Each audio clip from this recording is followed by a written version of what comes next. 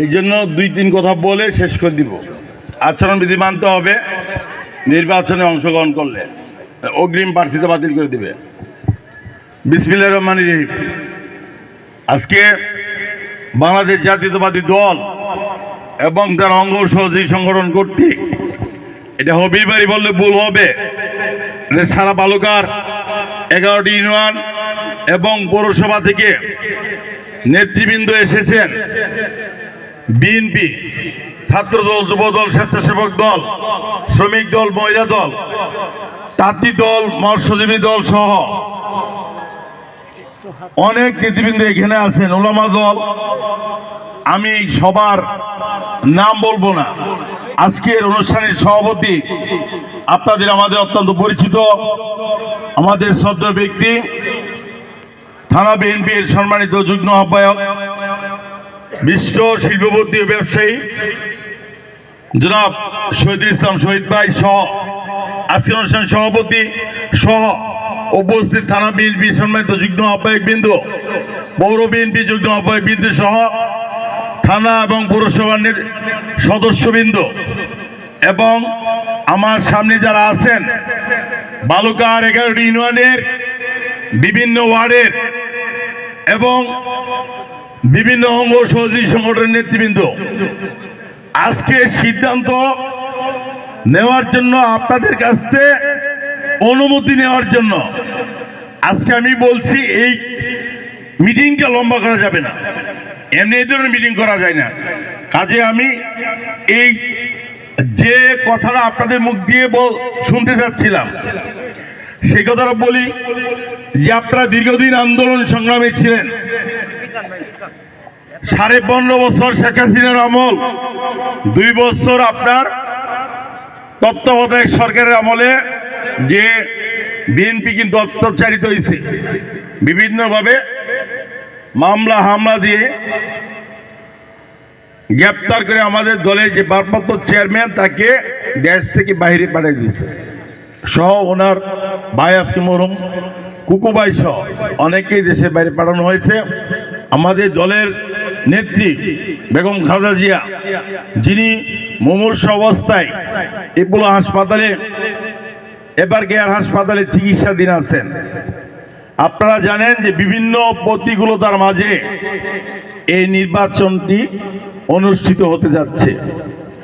আজকে আমাদের দলের ভারপ্রাপ্ত চেয়ারম্যান বাংলাদেশে আসতে কতটুক প্রতিকূল পরিবেশ পার হয়ে উনি কিন্তু নিজে ঘোষণা দিতে পারেন নাই যে আমি বাংলাদেশে আসতেছি।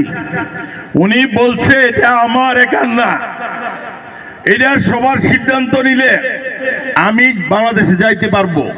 আরো কিছু জটিলতার কথা বলছিল। আজকে দেখছেন উনি যখন সহায়তা চাইছেন, বাংলাদেশের জনগণ এবং বন্ধু রাষ্ট্র সবাই কিন্তু সেটা সুযোগ করে দিয়েছে।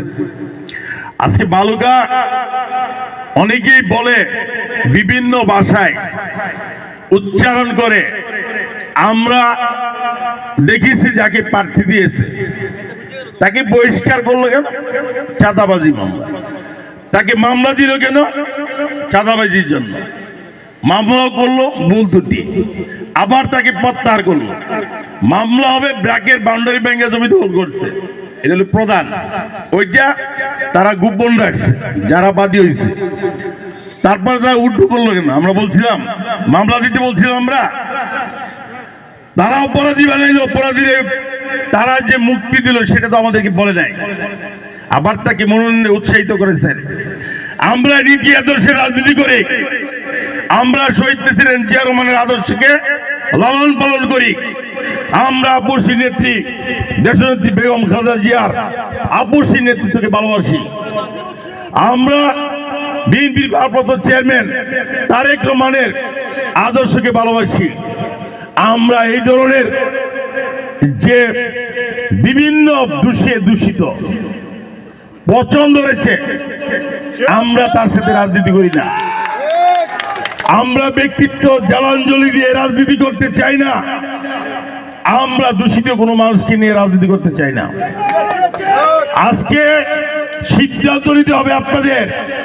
আপনারা হাতে তালিও দেন না, কোনো কথাও বলেন না, আসছেন কেন? একে কিছু বলতে হবে তো। আপনাদের কথা আমি জানতে চেয়েছিলাম, আপনারা বলতেন, আমি শুনতাম। অনেক লম্বা সময়ের দরকার ছিল। আজকে অনেক লোক আছে, বিপ্লবী আছে এখানে, অনেক ধৈর্য ধরিয়ে দিয়ে বক্তব্য দিতে পারতো, আমরা তাদেরকে বক্তব্য দিতে পারি নাই।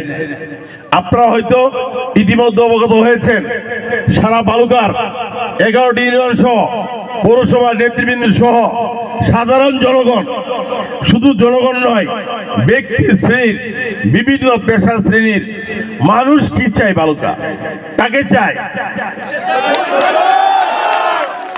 মানুষ বসে আছে যে মোর্শেদ ভাই দাঁড়াইব নাকি, উনি দাঁড়াইছে নাকি, আমি দাঁড়াইলে কেন্দ্রে যাবে, নাহলে কেন্দ্রে যাবে না। দাঁড়াইলে কেন্দ্রে যাবে, নাহলে যাবে না। আপনারা নেতা হয়ে কি করলেন? তাই তো আমার মা বোনেরা এবং সাধারণ মানুষ যারা, তারা আওয়াজ তুলছে, বালুকার কণ্ঠ সারা বাংলাদেশে। বিএনপি অফিসে যান, বিএনপি অফিসে একটা সাধারণ কর্মচারী সহ যে পিউন আছে, তারা ওইখানে বসে শব্দ করে যে বালুকার প্রার্থী মোর্শেদ ভাই, তাকে না দিয়ে কাকে দিল। এই সিদ্ধান্ত আপনাদের। একটু থামেন, একটু থামেন, থামেন।